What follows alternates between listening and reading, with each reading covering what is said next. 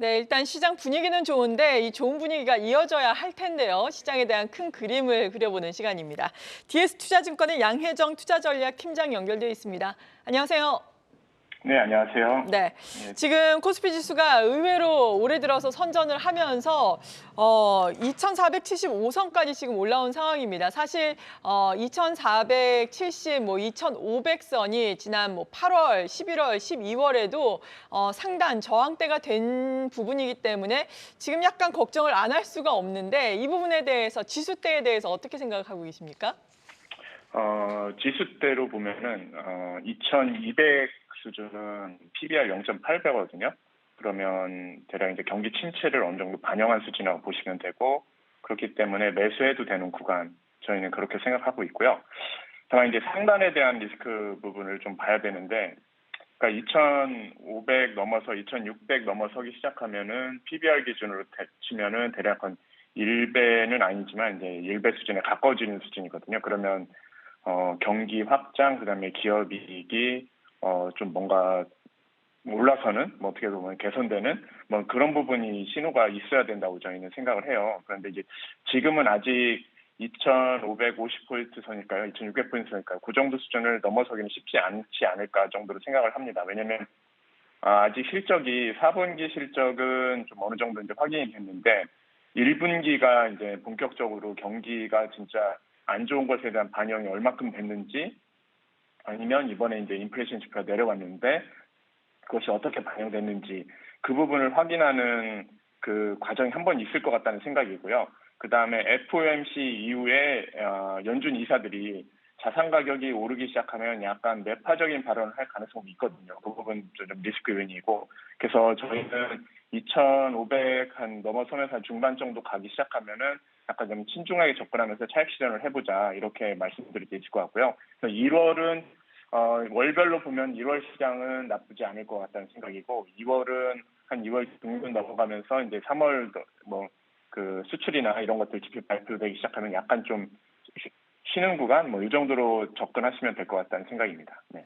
네, 2,500선에서는 신중하게 접근을 하자라고 언급을 해주셨는데 이 외국인이 들어오고 있는 것, 또 달러화에 대한 원화 환율 하락에도 그 근거를 들 수 있을 것 같습니다. 오늘 또 1,230원을 하회하고 있는데 달러 약세는 어느 정도까지 이어질 수 있을까요?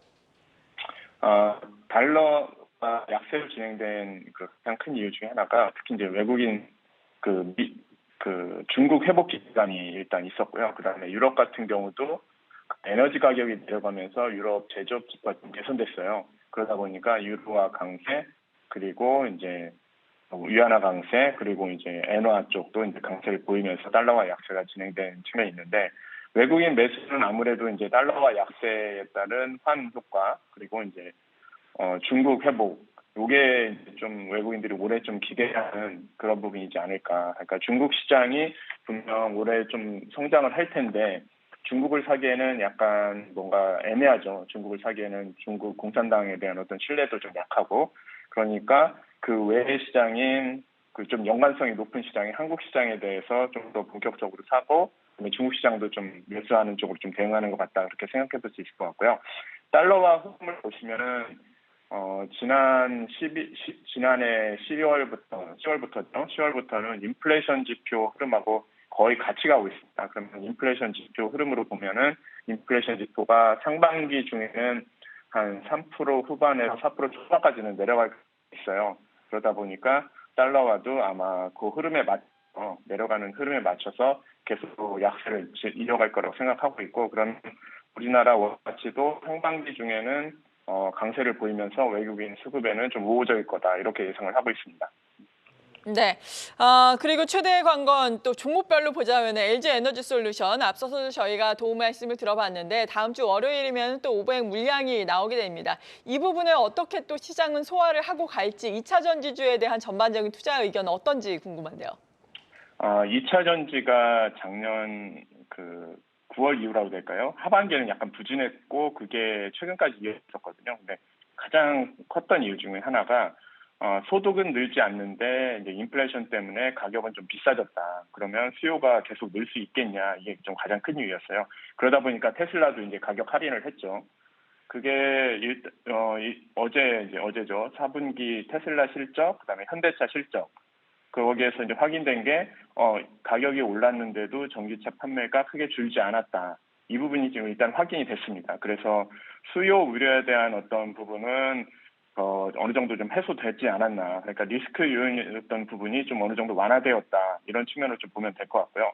장기 성장에 대해서는 크게 의심을 안 하고 있거든요. 시장도 그렇고 모든 부분들이. 왜냐하면 전기차가 이제 전체 그 자동차에서 차지하는 비중이 아직은 낮기 때문에 장기적으로 성장한다는 부분은 분명 맞는 것 같고, 중장기적으로 보면은 계속 가져가도 된다는 생각을 갖고 뭐 대응한다. 중장기 투자자라면은 가져가도 된다고 저희는 판단을 하고 있고요. 다만 이제 최근에 이제 단기적인 변동성 이런 부분은 좀 견뎌야 되는 부분이지 않을까 정도로 생각을 해요. 네, LG 에너지 솔루션의 어떤 그 보호 매수 물량 부담 같은 경우에는 이게 업황이라든지 시장이 안 좋으면은 보호 매수 물량이 많이 나오는데 어제처럼 시장이 좀 우려가 해소되면은 보호 매수 물량이 그렇게 많이 나오지 않습니다. 그러면서 이제 물량을 해소하면서 갈 가능성이 있기 때문에 아마 월요일에 이제 나오는 보호 매수 물량이 크게 부담으로 작용되지는 않을 것 같다. 이 정도로 예상할 수 있을 것 같습니다. 네, 그리고 로봇과 인공지능, AI와 관련된 종목들이 주도주가 없는 가운데 시장에서 상당히 선전을 했습니다. 지금 그동안 많이 올랐던 종목들은 좀 쉬어가고 있는 가운데 여기 테마 내에서도 약간 순환매가 나타나면서 오늘은 유엔젤 그리고 C랩 같은 종목들이 오름세를 나타내고 있는데 이들 종목들의 연속성은 조금 더 갈 수 있겠습니까? 그 챗 GPT라는 오픈 AI 효과로 만들어진 테마라고 보시면 되는데 2016년에 그 알파고가 이제 이세돌 저희 구단하고 같이 이제 대결을 하면서 알파고가 한번 부각됐었어요. 그때 AI, 로봇, 인공지능 관련주가 한번 테마를 형성돼서 움직였던 기억이 있거든요. 근데 이게 시간이 지나고 나서 아직 뭐 성장하는 부분은 맞겠다 인정을 한다 그렇지만 이제 매출이나 실적 같은 것이 사실 이 부분에서 당장 나오지는 않고 있거든요. 그러다 보니까 약간 시장에서 관심이 멀어진, 그러다 보니까 테마가 일시적으로 형성되었다가 주가는 이제 조정을 받았었죠. 큰 흐름에서 성장하는 사람은 분명하긴 한데 이제 장기적으로 접근해야 되고, 지금 같은 경우도 보면은 챗 GPT라는 어떤 오픈 AI에서 만들어진 일시적인 테마일 가능성도 있거든요. 네, 그러면 이제 이 부분을 갖다가 전기차 관련된 주식의 흐름하고 좀 참고해 보시면 될 것 같은데, 전기차 관련된 2차 전지 같은 경우에도 한 두세 번 정도의 파고가 있었어요. 그러니까 이 파고를 견디고 실적이 나오기 시작하면서 본격적인 성장을 했거든요. 그래서 지금 같은 경우에는 뭐 단기 트레이딩 측면에서 한번 테마로 주로 접근하는 거는 뭐 크게 뭐 나쁘지 않은데, 이게 더 본격적으로 성장을 할 거를 기대하고서 장기적으로 가져간다는 생각을 가지려면은 약간 이제 실적이 나오고 매출이 나오고 이런 부분이 확인될 때 들어가도 늦지는 않을 것 같다. 이렇게 저는 생각하고 있습니다. 네. 네. 그리고 중국 본토 지수가 다음 주에 춘절 연휴를 마치고 개장을 하게 됩니다. 중국 리오프닝과 관련된 종목들 좀 쉬어가다가 오늘 같은 경우에는 뭐 카지노주들은 좀 올라오고 있는 양상을 나타내고 있는데 리오프닝과 관련된 종목들에 대한 투자 의견은 어떻습니까? 중국 같은 경우에는 이제 리오프닝 기대감이 올해 이제 가장 큰 이슈입니다. 전 글로벌 시장 자체에서 보면은 중국이 작년에 이제 성장률이 3%였다가 올해는 한 5에서 6% 정도. 일단 지금 양회가 3월이고요. 그리고 중국 리오프닝과 관련된 지표가 지금은 안 좋은데 이게 이제 실제 지표로 확인되는 시점도 사실 보면 3, 4월 정도 가야 되거든요. 그래서 지금은 기대감을 유지해도 큰 무리가 없는 구간이다. 그러면 지금 같은 경우는 굳이 팔지 않아도 아마 이런 기대감으로 시장은 관련된 그 리오프닝 시즌으로 움직일 거라고 예상하고요. 근데 문제는 이제 이게 이제 실제 지표로 확인되고 실적으로 이제 확인되는 그 시점, 그게 이제 2분기 정도 되면 확인이 될 거라고 생각하거든요. 그때는 실질적인 수혜가 그렇게 크지 않다. 아니면은 중국이 리오프닝 했지만 한국 그 리오프닝과 관련된 한국 그 기업들보다는 오히려 자기네 기업들의 수혜가 더 컸다. 뭐 이런 식으로 좀 반응할 가능성도 있거든요. 그래서 2분기 이후 실적이 이제 확인될 때 추세적인 상승이 될지 안 될지 어떤 분기점이 되지 않을까 이렇게 생각을 하고 있습니다. 네, 그리고 다음 주에는 말씀을 해주신 것처럼 2월 1일에 또 FOMC 회의가 예정이 되어 있는데 이거를 또 어떻게 기다려야 될지 어떤 전망을 하고 계신지 마지막으로 투자 전략과 함께 제시를 해주신다면요.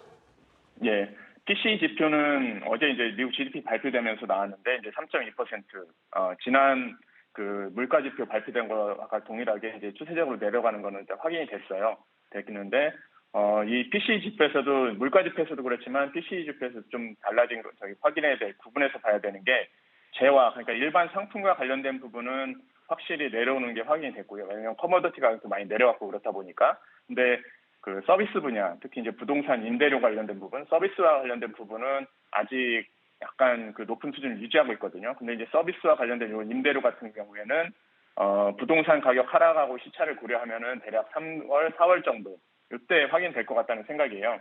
그래서 이제 그 물가 지표와 관련된 부분은 이제 분명히 내려가긴 하는데 이제 이게 이제 더 많이 내려가는 부분은 요 서비스 지표가 내려가는 걸 확인해야 될 거라고 생각을 하고 있고요. 그거에 맞춰서 FOMC 인사들도 약간 매파적이냐 아니면 도비시하냐 뭐 이런 식으로 좀 비둘기적으로 발언하느냐 그거에 따라 나뉠 거라고 생각을 하고 있고요. 근데 이번 FOMC에서는 분명 25p 인상은 거의 확신할 것 같다고 생각하고 그 다음에 FOMC하고 거의 비슷한 행보를 보여주는 게 캐나다 은행이거든요. 같은 지역에 이제 묶여 있어가지고 그러다 보니까 캐나다 은행은 일단 금리 인상을 중단하겠다고 언급을 했습니다. 그러면 FOMC에서도 25p 인상하고 금리 인상은 당분간 중단하겠다 이렇게 언급할 가능성이 굉장히 높습니다.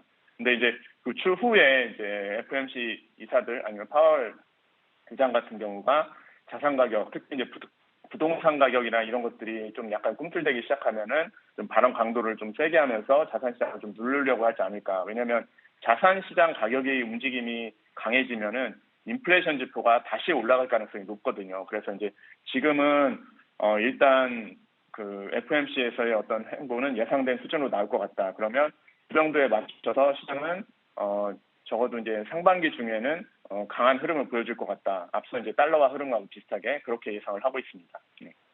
네, DS투자증권의 양혜정 투자전략팀장이었습니다. 감사합니다.